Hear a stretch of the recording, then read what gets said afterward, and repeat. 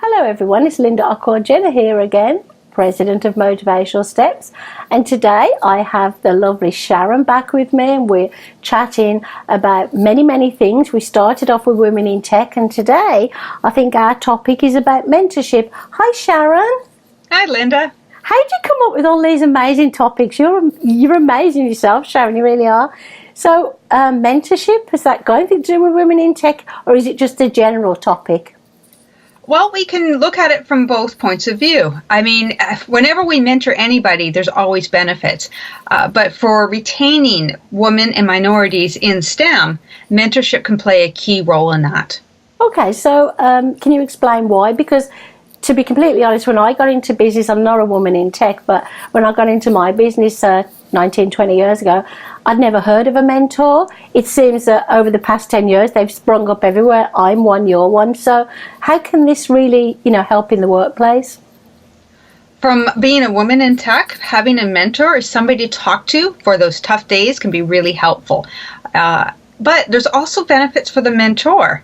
I mentor three people at the moment, and the benefits that I get back from that are fabulous, and it helps me stay focused and continue in tech and not want to leave. What kind of benefits do you get first and foremost? Because this is interesting, because my benefit is I love helping people, and sometimes I learn from those people too. Exactly. And my mentors are all at different stages of their career, which has been fascinating. I have one, she's a second-year co-op student at a university here in Canada. And so listening to her and the struggles that she's going through in school, and to hear some of the struggles that she's dealing with sexism, and in her case, racism as well. And it's like, okay, that's still happening. Mm-hmm. She's looking for career guidance and program guidance. Is this a good co-op option? Should I consider co-op? Is it worth it? Whereas the next one up, kind of in the career, she's finished university. She's in her first job outside of school. And the enthusiasm that she brings to each and every call, it just excites me. There you go. It makes you feel even, better than you did before you spoke to her. How do they know about you, Sharon? How did they get introduced to you? I volunteered for a couple of different programs, and the youngest mentee, the one who's in university, it was through a program that I did with the Microsoft Valuable Partners, a couple of years ago, and it was only supposed to be for a year, and we've just continued that relationship, and it's been great. I've never met her officially. We only talk online, so there is an element of safety that we bake into that as well. Yeah. The other ones I've just signed up for. I believe it was a Woman in Tech. I believe it was a Woman in Tech initiative through, might have been Microsoft or LinkedIn, and I signed up for it and went, yeah, I'm here. That's amazing. Now, funny you should say that about you'd never met her. So, oh gosh, for the other business I run and operate with my husband, the SBCN, one of our first conferences, I'm trying to think of the name now, a young lady from LinkedIn, coincidentally, and I can't think of her name to save my life. So the coincidence is she was being mentored by one of the other attendees at the conference. So she was coming along to speak on behalf of LinkedIn, and then this guy who was from a completely different company and was actually giving away a door prize, a really fantastic, amount of money for a door prize, which I really thanked him. And Julie, I can't remember her name now, it's driving me nuts, but anyhow, I introduced them to each other because I sat them together, and then they realised that he'd been her mentor a few years before and they'd never met, and I thought it was the most amazing thing for them to see each other. And yet that young lady has since gone on to, she's still at LinkedIn, she's gone on to have a couple of children, and we sometimes keep in touch. What a coincidence. I think you mentioned that mentees are promoted 5 times more often than those who are not in a mentorship program? That is true. That's coming from a report. Now, this again is based out of U.S. data. But yes, mentees are promoted 5 times more often than those not in a mentoring program at work.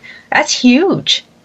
So is this because they gain more knowledge because of your and other people's help? not only do they gain more knowledge, but they're also introduced to other topics, other groups. They may be introduced to different leaders. And so, their activity and productivity within the company, is a little bit more visible.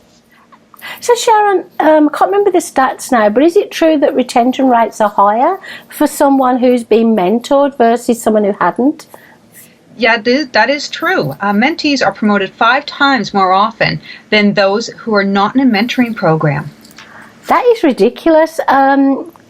So they then stay at that job. It's more beneficial for the organisation to offer mentorship programs or help, because then they know they're going to keep them. That's amazing. And then how many percentage of people do you know who have been mentored go on to actually mentor someone else? Well, the numbers, again, this is off a U.S. report, but 89% of those who are mentored go on to mentor themselves. So basically, it's a knock-on effect. It's pay it forward. I actually didn't know what a mentor was in my early days. What I used to do, I would research people. I didn't know you back then, and I'd email them or phone them and say, could you give me a little bit of an information session? I'm starting my own business. And a lot of people didn't want to do that. They were too busy. And so as soon as I was able to give back and become a mentor myself, that's what I wanted to do. And I can't remember the stats you were telling me, Sharon. Many people who've been mentored go on to mentor other people. And obviously the organisation benefits from that in a big way, doesn't it? Oh, it does. And 89% of those who are mentored go on to mentor themselves. And so companies are realizing those benefits. We have, higher promotion rates within the company. We have less turnover. Employees are happier, and it can help reduce some of the stress. We've talked about, burnout.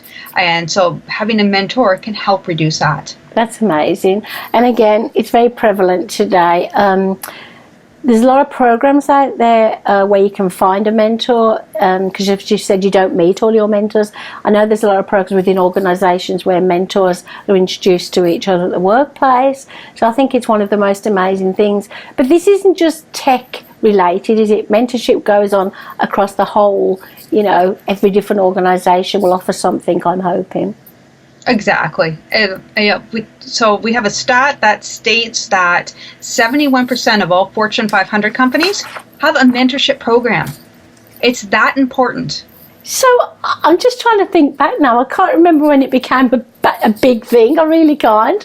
I know we offer it through our networking organisation, but it's all part of the same membership. And I know a lot of other networking organisations make it an extra cost, but we decided that we wanted to keep it all contained, because I think it's bad enough trying to start a business without having to pay all these extra charges. So myself and one of our ambassadors will mentor our members, at least twice a year face to face, and then the rest is done online like this, and it really does work. It really helps them. Well, Sharon, this is a really interesting topic, and I'll have to look into it more myself to see if I can add any more to my mentoring services and, help even more people. And I know you've got a really busy day today, so I'm going to let you go, but it's been exciting talking about mentorship, because I know more about that than women in tech, which is why I've got you doing this series with me, because you are a woman in tech. We'll speak again soon, Sharon. Great, thank you.